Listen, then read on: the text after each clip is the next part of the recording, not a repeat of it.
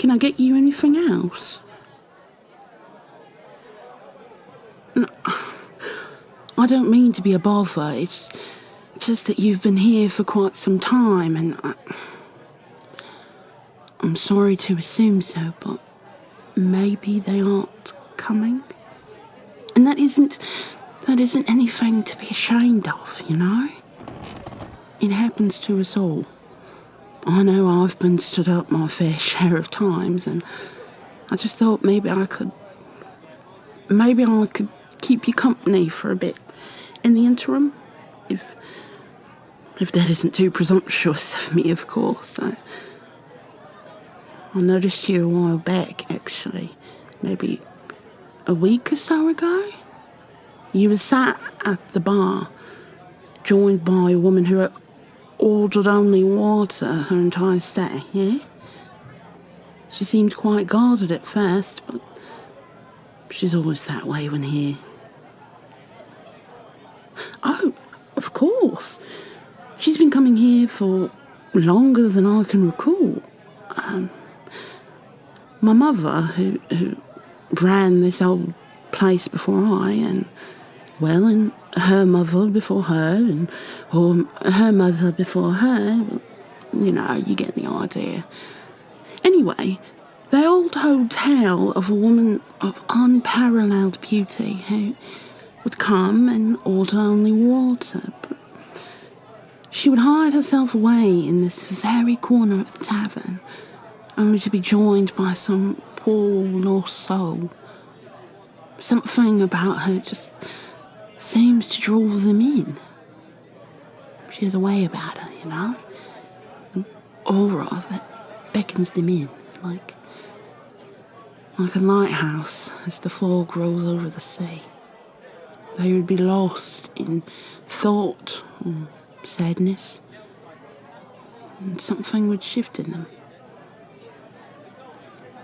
Working in a place like this, you come to get a sense for the ones who are on their last legs, the ones who have seen hope snuffed out one or two times too many, but a night in this corner with her would sift things in them. That inner light would flicker, and I'd see them around the beaches with renewed hope alive in their eyes. But with you, it was almost like that flicker was gifted to her for the first time. All of this to say, whoever has stood you up must be a fool to miss out on someone so special. Someone so special as to crack the icy heart of that woman, to grant her the same warmth and relief that she's given others for who knows how long. Well, of course, I'm well aware how impossible it all sounds for so many generations to have seen the same mysterious woman, but again, there is something magical about this place. Something otherworldly, maybe. And maybe, just maybe, you are a part of that now. Maybe you can tip the scales in her favour. She will finally have a lasting flicker of hope in her own eyes. Anyway, I should get back to work before Seamus drains that keg dry. Give me a shout if you need anything at all, and I hope you can remember what I've said. You are a treasure, and anyone who cannot see that is not worthy of your time. Okay? Don't be shy now. Just give me a holler and I'll gladly keep you company over a nice hot meal. It's no trouble at all. It would be my pleasure, actually.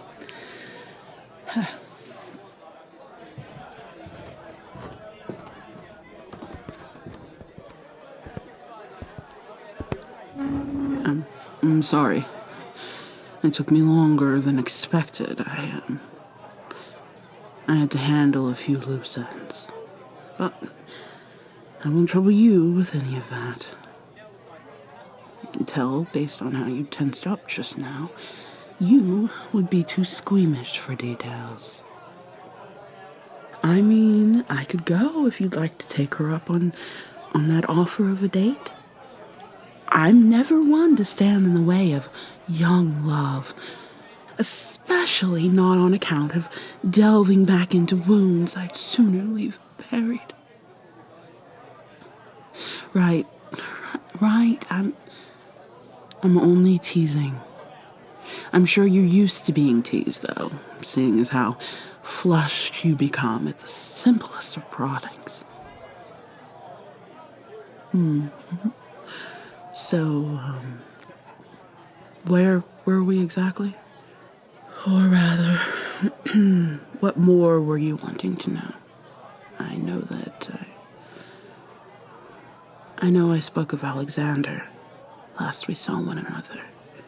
And while I am happy to speak of most things, the lack of privacy here has me a little more on edge than I was anticipating. Well, no, you are right in that I set the meeting location, and I do spend more than my fair share of time here, but something feels off. It's not an easy thing for me to explain. Something in the air, a sharpness to things I cannot quite place my finger upon. Right. The mysterious woman who lifts the souls of the lost. No, I've heard the tale enough times to know. That isn't me, by the way. Just to burst whatever sappy little bubble you have floating through that head of yours. No, I told you. I have to play my cards very close to the vest. I enjoy my visits to this tavern, as it has been here since my very first visit, but I cannot be too memorable, lest anyone catch on to my lacking any real signs of aging, as I'm sure you will have surmised by now. So I stick to the shadows. I mind my business, but then you come along and I can smell the desperation miles off. I can sense when someone is nearing death's door, and I don't know, something about you, as much as it pains me to admit, something in you made me want to stop that death toll from arriving on your doorstep. You remind me of him, actually, if I'm to be honest. Yes, of my Alexander. He was a soft soul. He was the softness to my hard outer shell, and just as you seem to, he had a way of sneaking past all of my protections. A way of setting me at ease and leaving me wanting to share the deepest parts of my soul with him.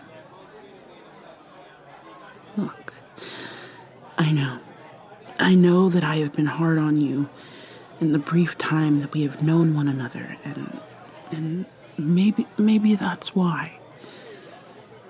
Maybe keeping you at arm's length was my way of shielding myself from further heartache when you, inevitably, move on with your life. Because of course you will, and you should. You were never meant to lay anchor here, and I won't allow you to. What of your dreams of sailing the world?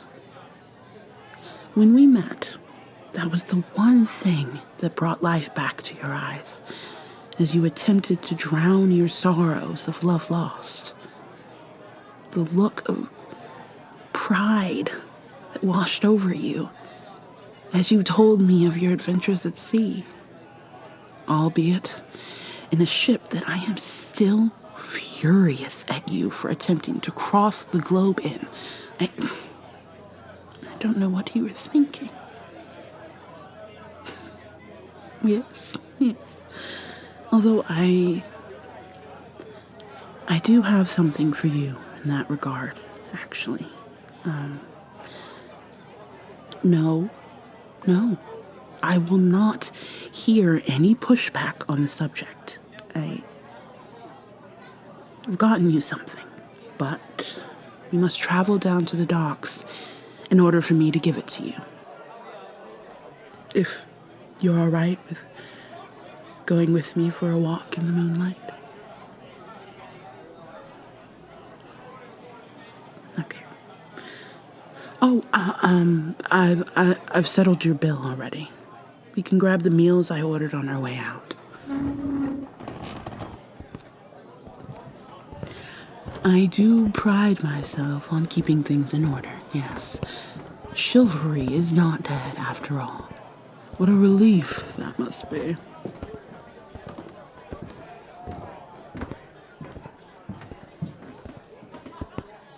Oh, I see you were not left alone all night after all.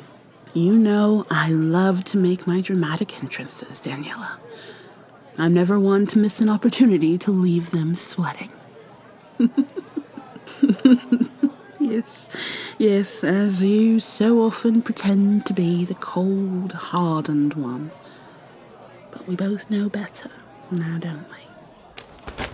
Oh, I threw in a little something extra for the two of you. Thank you kindly. And Ophelia, be mindful this night. I cannot be sure, but I sense a great fog may be approaching. I don't want to worry you, and I've made all the provisions here as you requested, but just be wary. Thank you, love. We shall keep our stay at the docks brief, I promise you. If I'm not back by the witching hour, you know what to do. Yes, of course. I surely hope it doesn't come to that, but do not hesitate. Yeah? I can manage on my own, and I'll be able to focus on that plan better if I know you and your mother are safe. Yes? See you soon.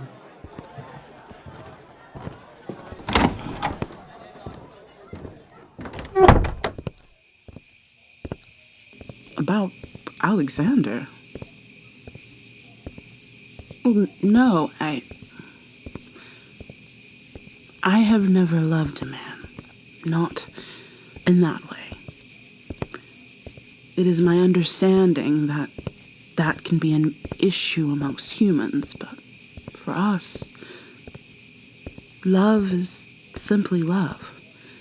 And knowing Alexander brought me the first and maybe only true love I've ever known. Her name was Adia, and she was... You know the way the sunlight reflects off the sea as you sail? On those beautiful days where the clouds, where even the clouds are picturesque. You feel the warmth wash over you, and the way laughter fills your entire body with light, and the resulting joy emanates from your eyes. That very joy in your eyes, that warmth, that all-over warmth that just feels Right. That was Adia. That was my love.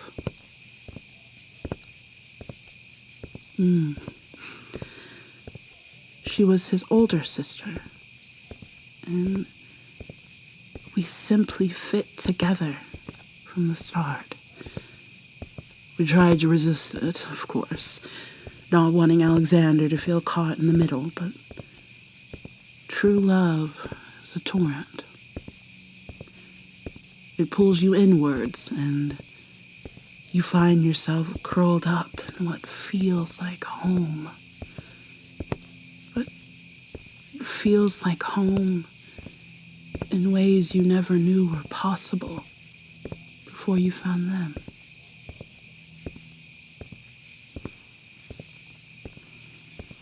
She would be long gone by now, I'm afraid. Lost to the annals of time. I do think of her often, particularly on those days where the sun reflects on the water, as I mentioned. I try not to think of the pain she must have felt at finding Alexander at what I had done. I was tempted for a long while to return, if solely for the purpose of giving her the apology and explanation she deserved, but I never found the courage. And then it was too late, and now here we are.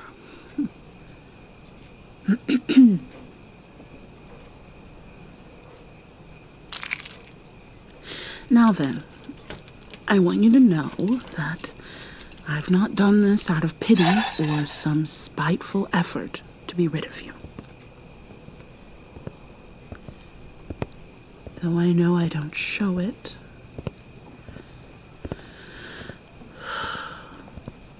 the comfort you have given me, the understanding and thoughtfulness as you listened to me speak of things I swore never to breathe life into again. I simply wanted to give you something in return. And as I have nothing but time on my hands, and money is nothing after all these many generations, I got you this. It is the same model as the ship you lost, only not beaten to hell. I thought you could take back up your adventure, see the world, and dip your toes in every corner of the seas, as I too once dreamed. And I wouldn't mind completely keeping an eye out for you in the meantime. At least for the first leg of your journey.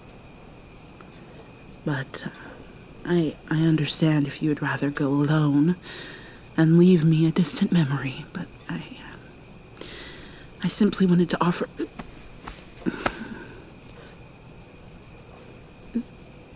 Is something wrong? I could have sworn I got the model right. I even swam to the crash site to double check, but I can assure you this is...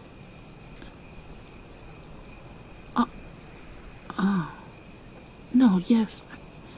No, I see. It was silly of me to forget. Well, happy tears are all well and good then. And, would you mind if I hugged you once more?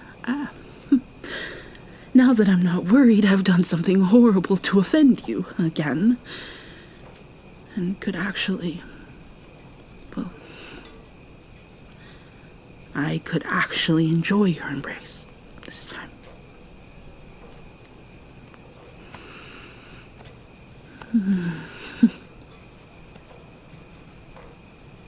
No. Thank you. You didn't have to listen to me, let alone care as much as you have, and I just wanted to see the best for you. You deserve to find happiness, and I hope this new ship can be a step in that direction for you.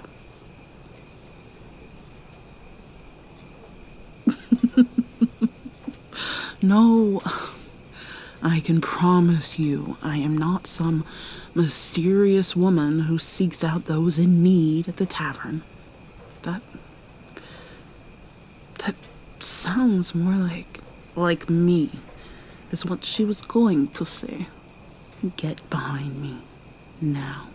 Hello to you too, Ophelia. It's been far too long.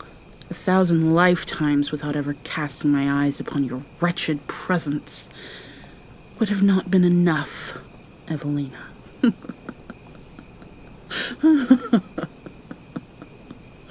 You warned me, my darling. Was it not I who gifted you these lifetimes you so cavalierly enjoy? I think it's best you stay where you are, Evelina. Why do you cower away from me? You heard the stories of the woman in the tavern. She was giving them peace, understanding, release. What is there to fear in that? You will not harm them. Harm? I wouldn't dream of it, my dearest. I merely wish to set them free. And as only one of you has the ability to outswim me, I would say the chances of me getting exactly what I want are rather high. Wouldn't you agree? Why them? Why now? Have you not taken enough from me? Have you not had your fill grazing upon this sleepy little town? Let them go. Let them go, and I shall return to you. I will give you what you always wanted. You know better than to bargain with me. What I want is all of you. And this delicious little morsel seems to have become your newest beacon of light. Maybe not burning as brightly as your poor little Adia, but we have time. Maybe your little friend can feel my lonely hours better than she was able. Don't you dare speak of her again in my presence, you hag. You preach of release, but all you ever offer is an eternity of suffering and sinking into the abyss. Then it would seem we have reached an impasse, my darling. Shall we see who wants them more? That is about enough of that. Well. This night is just filled with reunions, now isn't it? The more, the merrier.